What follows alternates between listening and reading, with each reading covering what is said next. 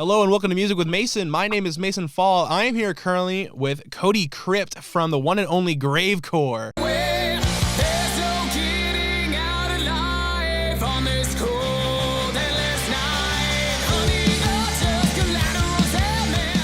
Oh man, what's up? How are you doing today, Kodie?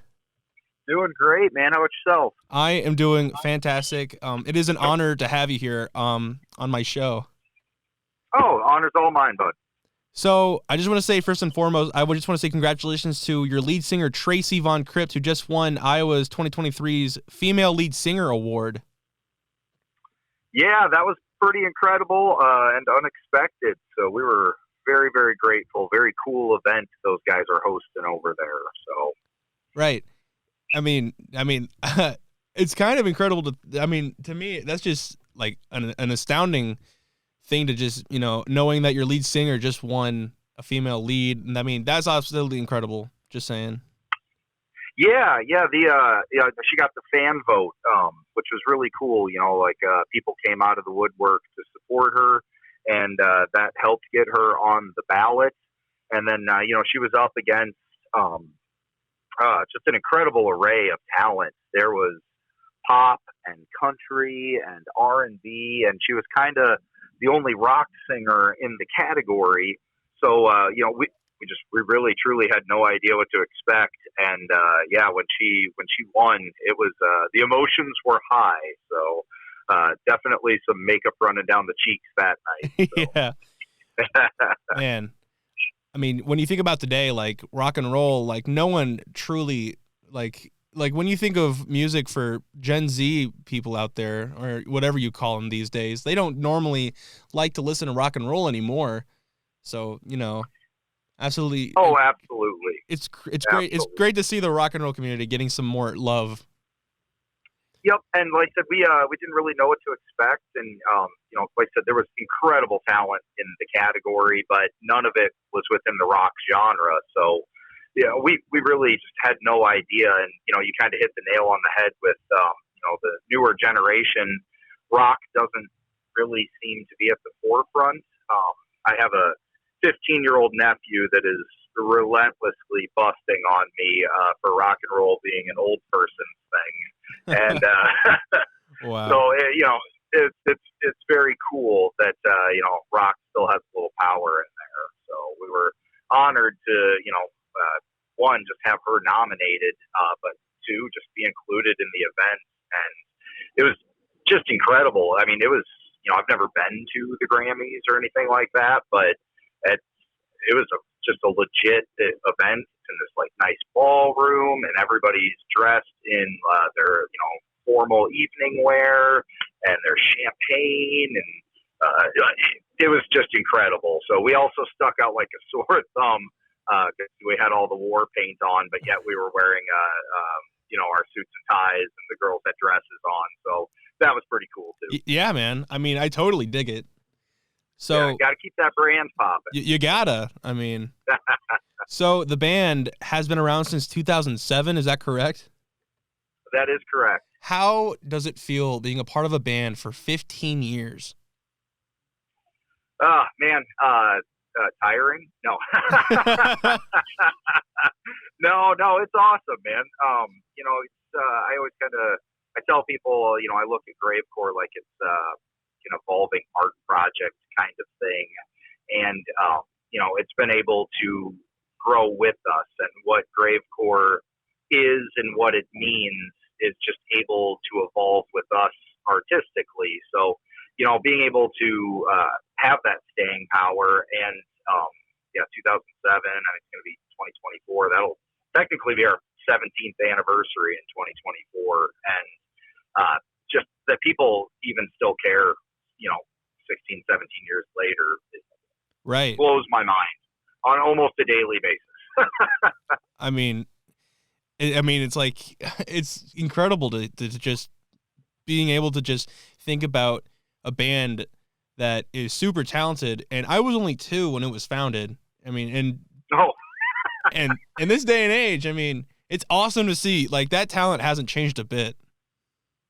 Oh, well, thank you very much, man. That also made me feel very old. Oh my! I'm sorry. No, I'm just messing. But yeah, no, it's I don't know, it's incredible. We're doing some really cool stuff still, and like I said, what the band has evolved over the years. Like the smaller, kind of punk rock, almost in your face shows, and then just where it's gone through there, and now we do these really big Halloween extravaganzas, annually, and we partner with Rock 108, which is one of, if not the biggest active rock station in the state, and getting regular rotation on there, and I know it's crazy, and then you get your streaming analytics every week, and you see plays coming in from all over the world, and it's I don't know. Like I said, not a day goes by that I don't amaze myself. Like, one, that we're still around, but two, that people seem to still be showing up. Right. So I saw on a post recently that your song Blood Drops is recently in a post, and you are releasing, was it a single or an album? What is it that you're releasing on February 10th of next year? Yeah, no, that's actually that'll be a pending show announcement. Oh. So, yeah, I got a big Valentine's Day show going to drop. I'm not sure what details are supposed to be given, so I'm going to have to keep quiet on that one for right now. Okay. It will, it will be a show. So. Okay. Lips are sealed, though. All right, I'm not going to dive into that anymore. Yeah, I don't want to be the one that spills the beans. Right. So I know recently in November you partnered with Iowa Giving for Chaos for a Cause, and this is your third straight. Is it third time in a row? Yep. Third one that we've done partnering with Rock 108 and the Iowa Giving crew. So we kind of just officially relaunched it. What was that, 2020 or 2021? Whenever the first one was. But we've done a few charity shows over the last 17 years that we've also called Chaos for a Cause. But once we partnered with the radio station and the Iowa Giving crew, we just kind of were like, well, let's just call this number one and go from there. Right. But I mean, I just saw another post that for this charity event you did, you guys raised over $10,000. Yeah. Yep, over 10 grand. That's incredible to think about. It really is, man. Thank you. Yeah, we the idea got pitched about 3 years ago, and just like anything with the band, it just kind of starts as a little idea, in our heads, and kind of grows and evolves from there. And to date, out of the 3 total, we've actually raised over $20,000. Oh my gosh! Yeah, which is awesome because it's nuts for a couple reasons. I mean, one, obviously, we're helping a local charity. It's something near and dear to our hearts here in our home. You get to see directly where the money goes. It's not like, oh, I raised money for charity, and then you just have no idea where it's actually being funneled. But two, it's you get to put on a big show, and it's kind of the one time a year we get to put on a full Gravecore production because we have the crowd, the backing, the size of the room. We got to pull out all the bells and whistles for that. Bring an arena rock show to a club or ballroom level, right? And so that's just super fun for us. And it takes all the blood, sweat, and tears throughout the year. And to be fully honest, there are times usually around like July or August I'm pulling out my hair, and it's oh man. It's a lot of work, but it's all worth it in the end, man. Right. On every front. Yeah, and absolutely incredible just to think about. All right, so another question I had for you is, I know that recently, well, maybe not recently, but the band was asked to be a part of a comic book series called Project Pumpkin Face. Yeah. What was that about? So to be fully honest, I don't know a ton about it yet. It's an interactive comic book that they're doing where it's got like a story. going throughout, but they're actually utilizing some real bands within the story. And I haven't been clued in on the script yet, so I'm not 100% on any of the details. But they pitched it to us, and it sounded like a really cool outside of the box kind of idea, and that's what we like doing. We're definitely a big quality versus quantity type band. We want to do the oddball things, the things that not everybody might do. And Gravecore itself is based on a comic book idea that I have, and there's like a comic book story and characters and so on and so forth, like a backstory for it. And someday, if I ever have free time, I'll get around to finishing the script, and there'll be a Gravecore comic book. Hell yeah, dude! Recently I saw someone made a manga. Do you know what a manga is? Yeah. Someone made a manga for Kurt Cobain and Jimi Hendrix. It was super interesting to hear. Oh, but, nice. Nice. If we get a Gravecore comic book, that's going to be sold out immediately because I'm buying all the copies. Well, thank you, man. I will definitely call you. All right. Yeah, no, the idea, and I said it earlier in the chat, like, Gravecore is an evolving art project. And I realized many years ago, I was like, why can't I write, any sort of song I want? Why can't I make it a comic book? Why can't it be a video game? Why can't there be Gravecore action figures or skateboard decks or, any of the things that I personally love or have loved from, bands or artists throughout, my life. And I just kind of applied that philosophy to it. And, it's the same reason we can have a song like Beware the Blood Moon, which is a very Slayer influenced thrashy song, or we can have, Blood Drops, which is, borderline doo-wop. Like you can do anything, right? Like you don't need to pigeonhole yourself. Like you can be anything you want to be. You can do anything. So that's what Gravecore is. Yeah, I totally agree. So, what's the furthest destination like you can think of you went on tour or a concert with the band?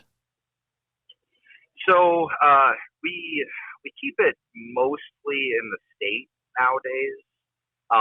When the band started, back in 2007, we actually did more Midwest touring, more regional touring. So we played obviously Iowa, but then we played Illinois and Wisconsin and Minnesota, Nebraska, Missouri. Just kind of made the cycle as you do when you're a young band around trying to build up regionally and so on. But at a certain point, we opted to the quality versus quantity, started keeping it closer to home and centering on doing bigger events and so on and so forth. So with that being said,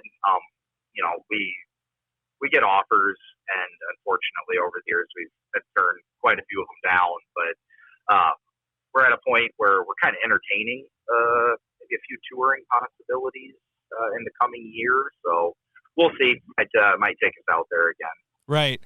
It's good to see that, a band like yours in Iowa is just absolutely incredible to think about because, it's good to see Iowa has probably one of the greatest talents of music in the world, and no one just cares to look at it. But yeah. Yeah, man. It's, I don't know, I've been around the scene for a long time, and, Gravecore's been around 17 years, but, before that I played with some punk bands. And, I've been doing it for 20 plus years, and seen a lot of people come and go. And obviously 20 plus years ago, like after Slipknot broke huge, there was there's a lot of excitement within the music scene, and bands coming out of the woodwork. Like you could go to a club on a Tuesday night and it'd be near sold out. Like it was effortless. And that's definitely changed over the last 20 years. And, it takes a little more work to get a crowd out there, nowadays. But, the effort's worth it. And I also lost track of the initial question, and now I'm just rambling, so I apologize. It was more of just a discussion. I mean, Iowa having pretty good talent out there, but I totally agree. I totally agree. Nowadays, have COVID. That doesn't mean the talent isn't there, right? Oh yeah. Oh yeah. We play with great. Every time we play out, we play with just incredible, great bands and stuff. So it's just and it's not just Iowa. I got friends playing music on the East Coast. I got friends playing music on the West Coast, and it's kind of that way, everywhere, unfortunately. So, but it's just, all it takes is the dedicated few getting out there doing the thing and, building it back up. There's no reason it can't be what it was again. It's just times have changed, and, people need to, learn to pivot the game a little bit. Right. Totally agree. So, with that being said, like, what was it like? I know you mostly travel regionally and mostly in Iowa, but was there a favorite place you've got to perform? Oh man, we've had good. We had some really great shows up in the Twin Cities back in the day. Like, it was always a party up there whenever we play, so that was super fun. Illinois, really, truthfully, anywhere we go has been a great time. And some of the shows, as every musician, when you travel, sometimes you drive a long time to play to just a handful of people. So, but you always give it your all, right? Whether there's 1,000 people or one person, you still put on the same level of show. So, a lot of the, good times, stuff like that, actually more come from like the travel, like the journey, the adventure. Like, if you get Scott, our rhythm guitar player, and I, we're the two OGs, we're the two left from, the original band. We can just ramble on stories for hours. So, none of which are probably appropriate for the radio, so I can't go into them right now. But, right. But yeah. That's the camaraderie, the brotherhood of it all, the crazy times being young. Like, almost didn't matter where we were playing, like, as long as we were doing it together and having a blast. And even if you made an impact on one person, that's all that matters.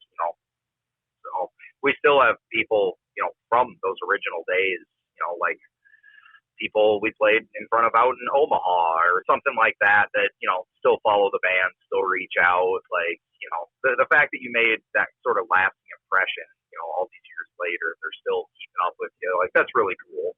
Right. So what is Made by Zombie Records? So that's just kind of our own little small label or imprint that we release our own releases under. It's an LLC that we put together about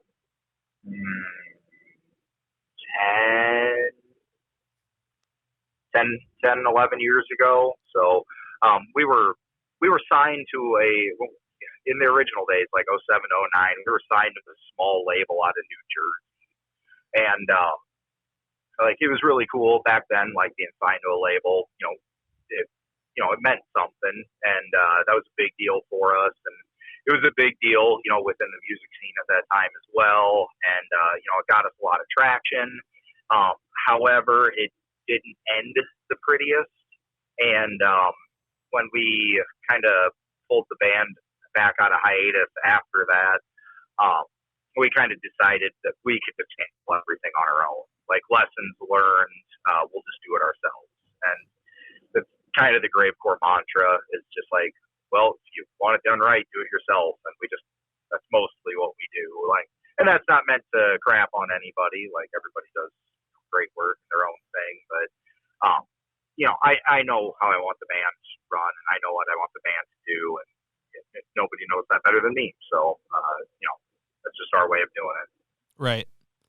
So, I guess, being a band back in the day, and you have to find like someone to lean back into, in order to catch you, and you had to put your trust into a label.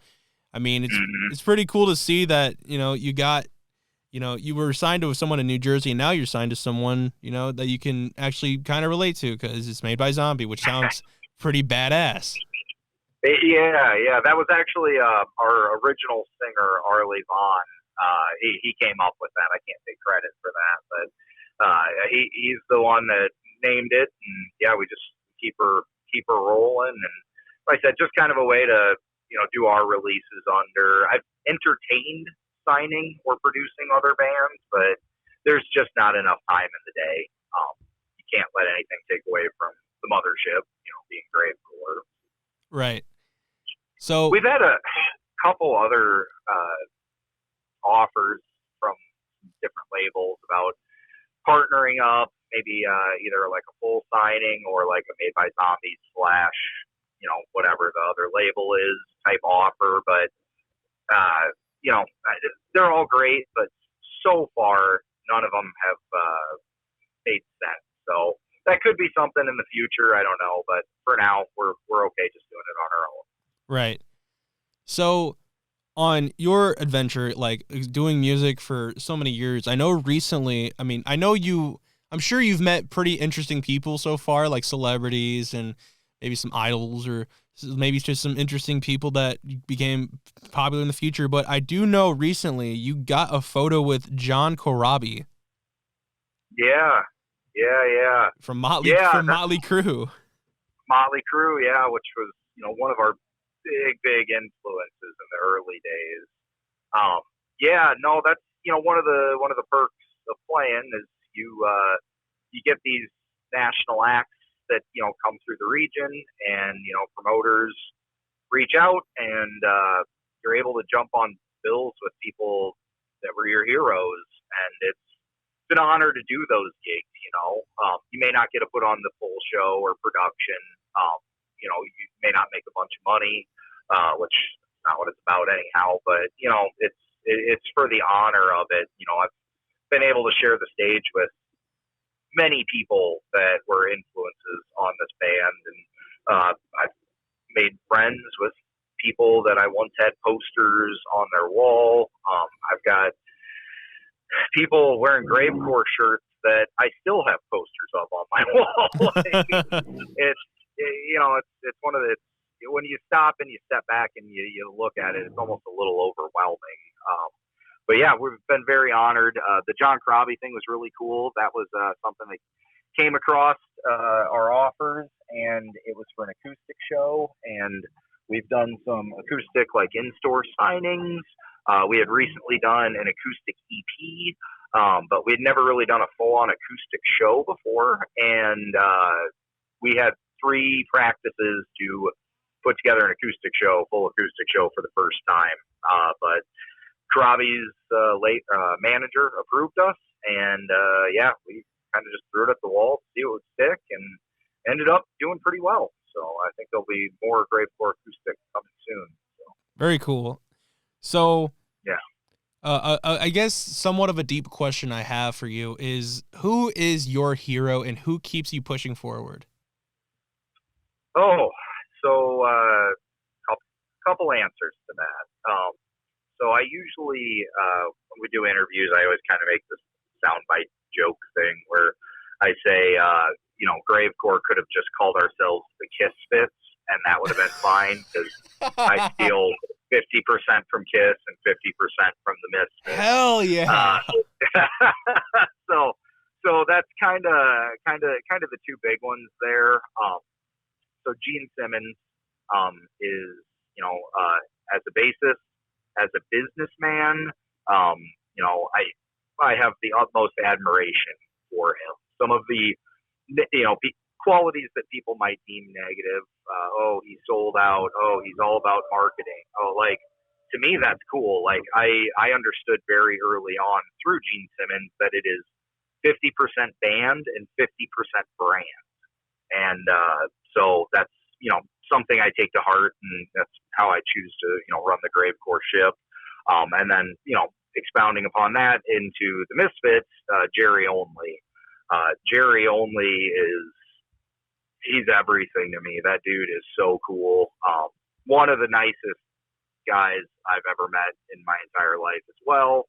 I mean, Gene too. Don't get me wrong. Gene's also very nice. But yeah, Jerry Only is just incredible, and he's kind of almost the punk rock Gene Simmons, right? Like the brand and the band, and so I borrow from those guys the lessons that have made Gravecore what it is, and then beyond that, Alice Cooper, Rob Zombie, Blackie Lawless from Wasp. Those guys are just everything to me. I absolutely adore them. The Murder Dolls were a huge influence on us when we first started out. The Rejects before that. We love Slayer, but we also love My Chemical Romance. I love Prince. I listen to a lot of Prince and Shooter Jennings, and Gene and Jerry though, those are the two big hitters. Right. So speaking of the Misfits, you got to meet Franche Coma. Yeah. How on earth did you run into him? So Tracy von Krypt, my wife, we were out in New Jersey for the original Misfits show this last summer, taking in a hometown show, and we have some, friends around the Misfits camp. So we were out there hanging out a few days in advance, and we went to Lodi Pizza to meet up with a friend of ours named Von Bolt, and lo and behold, Franche Coma showed up, and got to talking to him and his son, and they were super cool dudes, and next thing we knew, they were like, come hang out, see the guitar collection. So we got to go back to Franche's house and see all the cool guitars and some of the old posters and get some of the stories, and it was absolute honor. He was a class act, him and his son both, very cool guys. Right. Yeah, man. Another thing, Scott in your band, he also met Glenn Danzig. Yeah. Scott met Danzig at was it Veronica? It was the movie premiere, I think. I think he went to the movie premiere, and Glenn did like a meet and greet Q&A thing afterwards. So I've never had the privilege of meeting Glenn. He signed some of my stuff that got brought on the bus, but I didn't actually get a chat with him or get a picture. So yeah, Scott, he's a big Misfits guy as well. And yeah, he's actually met Glenn, Jerry, and Doyle. So he's crossed off all three of the others. Gosh. Yeah. What I would not do to meet Doyle. Oh my gosh. Oh man, yeah, we've played with Doyle a few times over the years. Really? I don't know the. Oh yeah. Yep, we've played with his band. I'm sorry, I don't know the number, but a few times. And he's always awesome. His solo band, absolutely incredible. And so we've played with Doyle, and I think I saw that they're going to be announcing some more Doyle tour dates. So hopefully we get one somewhere around here where we can weasel our way onto the gig again. So. Right. So I saw you also posted that you were heavily inspired by Kiss, but I also noticed in another post you were also really heavily inspired by Lionheart. Yes. You got to play with Lionheart a few times? Yeah. Are you familiar with Lionheart then? Or? I'm pretty sure I've listened to a few of their songs. I think we have a few on our radio. Nice. Yeah, Lionheart was they're a Iowa area band, and I saw them opening for Vince Neil of Motley Crue. Oh man. In 2003, so literally 20 years ago. And at that point, I didn't really have any concept of much outside of my small town I'm from. And so these guys were just larger than life rock stars to me. And I was lucky enough to eventually, my punk band I was in started opening shows for them, and I really got to know Ted and Daniel specifically from Lionheart. And eventually they were looking for a lead guitar player, actually. So I worked my butt off, and I learned all the solos because lead guitar is not my primary instrument. And worked my way into the band, and then Daniel ended up joining Gravecore on drums, and so he's actually our original drummer. And it's cool. It's been a journey with those guys. I've been in and out of the band probably about 4 times over the years. Yeah. They were, never for any, like, you never leave for any, like, bad reasons. It's just, like Gravecore might be busy. I might not have time, or, whatever's going on. But yeah, they were getting ready to do the 20-year comp, and they wanted to record a new song. And so they had the original 3 guys back together and asked if I wanted to sit in on bass. And I said, absolutely. So yeah, we dropped a new song called Never Gonna Die. Hell yeah. So, I know in a few photos that you've posted of Tracy, she carries this axe around. Yeah. Where did that come from? I call her my axe wife. Wow. Or the old battle axe. Jeez. Oh man.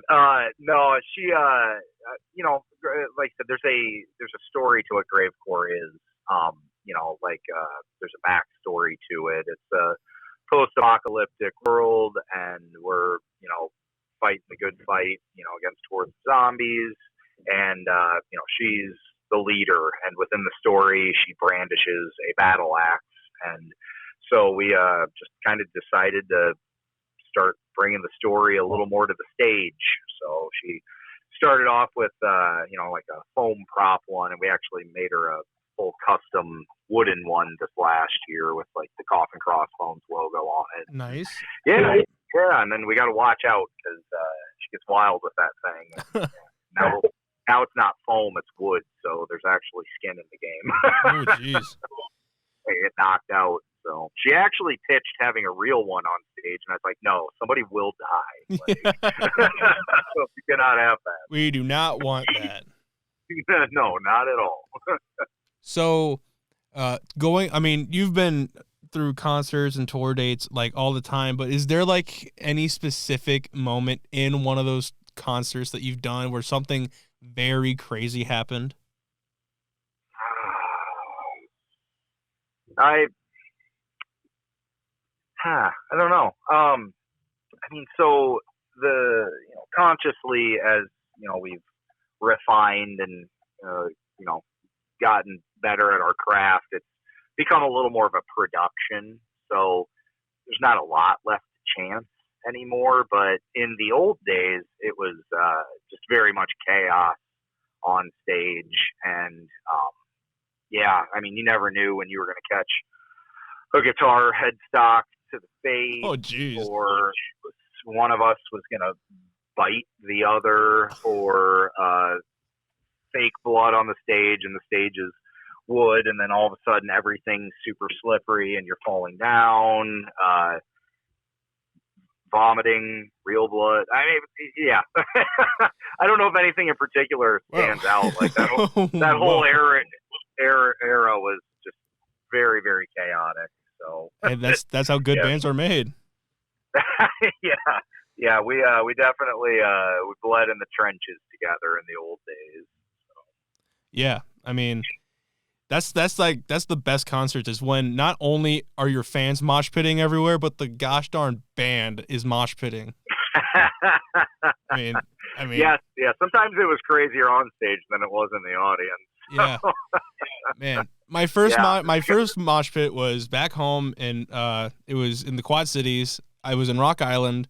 It was an abandoned church, and I didn't really got familiar with mosh pitting until I saw my friends do it, and I was like, all I have to do is run into people. I mean, that's what I do. That's what I did in high school. I played football, and it's like, okay, and then I just got right into it. But yeah, I've been training for this. Yeah, I gotta release some energy. I mean, come on. Yep. But yeah, absolutely, man, absolutely. You just, I say nowadays it's a little more of a production, meaning we kind of all have, all right, well, like she's gonna be here at this point. I need to be here. We have cues and stuff like that. But nowadays it's more of a, we still go pretty hard. It's just more of a controlled chaos.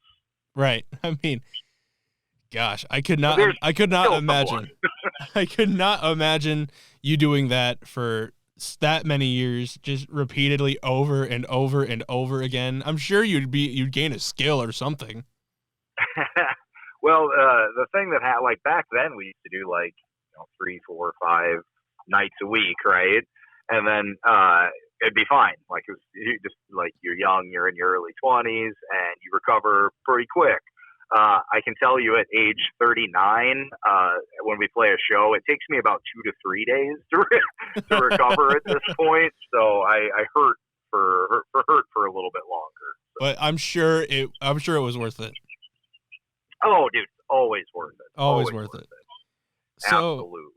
So we're getting down to the nitty gritty of the questions here.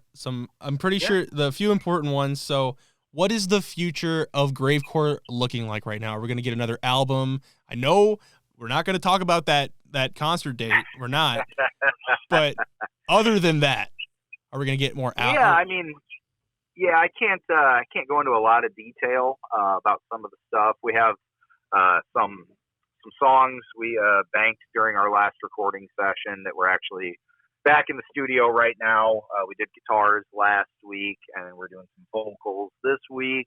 But then they're getting sent out for some special guest stars to do some parts on. Okay. Yeah, so doing a little crossover thing there. Like I said, there's the 1 or 2 tour offers that came across the table that piqued our interest this year as well.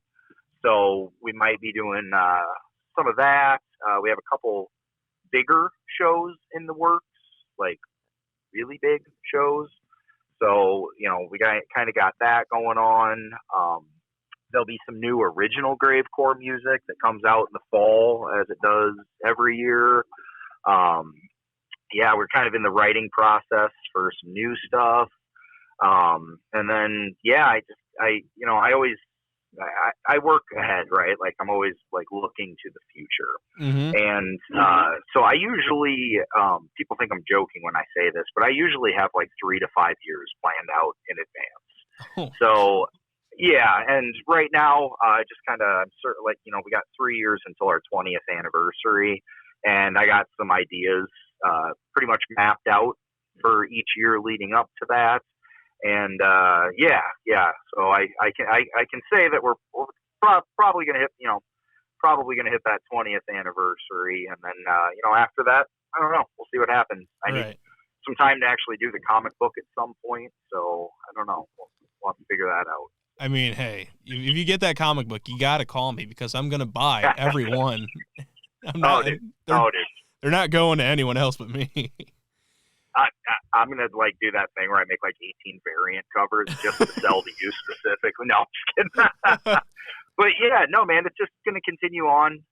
Like I said, bigger and better, and quality versus quantity. So you're definitely gonna see new music from us over the next few years. You're definitely gonna see cool outside of the box merchandising. I said hopefully at some point comic book. There's other stuff on the table as well, but yeah, we're just gonna keep growing, keep evolving, man. Hell yeah, dude! The grind doesn't stop. No, never. So the final question I ask every single musician, band, whoever I interview this that has something to do with music: what would you tell the young aspiring musicians that really want to be in a band, or really want to make music, or really want to perform? That are just struggling right now, but they really want to make it work. Like, what would you tell them right now? Oh, struggling musicians that really want to make it work. I mean, it sounds cliche, but definitely have a fallback, right?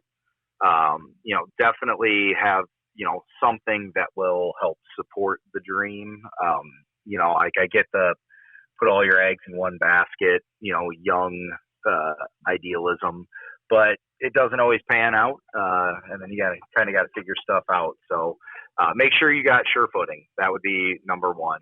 Number two would be don't let anyone tell you that your ideas won't work.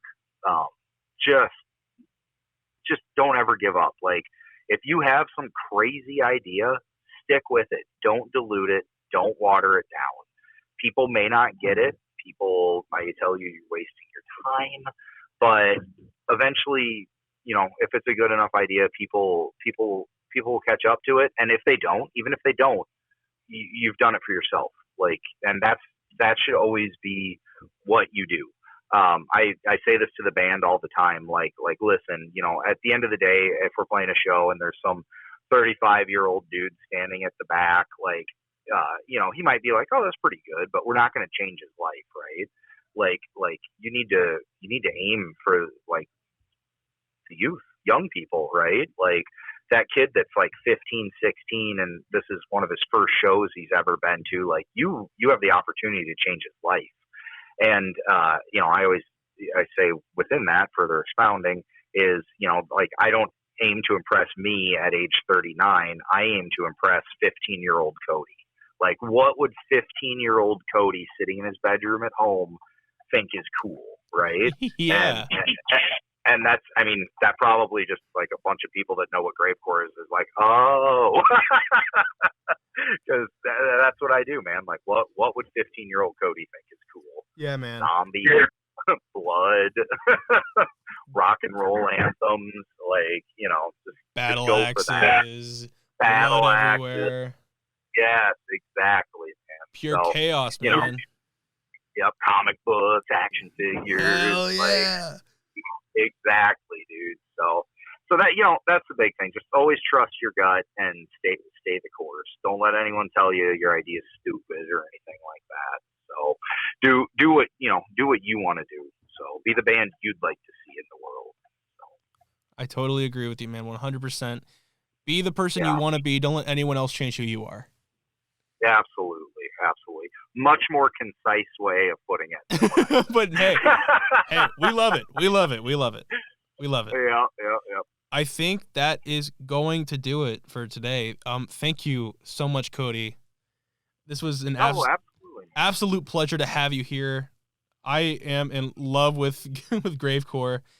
I'm totally gonna go to one of your shows and ask for an autograph for like literally on everything. Just so I can just in case I lose one, so I can have like 100 more. Oh yeah. But listen, man, I'm a collector. I have 100 Gary Only autographs, and a bunch of Kiss autographs, and Alice Cooper. Like, it's all cool, man. But yes, thank you, Kodie, so much. I totally recommend everyone listening in right now, please go check these guys out on Instagram. It is absolutely amazing what you guys do. It's just incredible. Thank you very much, dude. I appreciate you reaching out. I appreciate the kind words. If you need anything, don't hesitate to hit me up. Oh, no problem at all. But yes, thank you, Kodie. Cool. We will definitely be in touch. Sounds good, buddy. All right. We'll see you next time. Yep. Bye. And that will do it for today's episode of Music with Mason. If you enjoyed this, please consider sharing this with your friends, hitting the subscribe button, hitting the like button, commenting below who you would want to see be interviewed next. My name is Mason Fall. You just listened to Music with Mason. Thank you for sticking around. And as always, we will see you next time.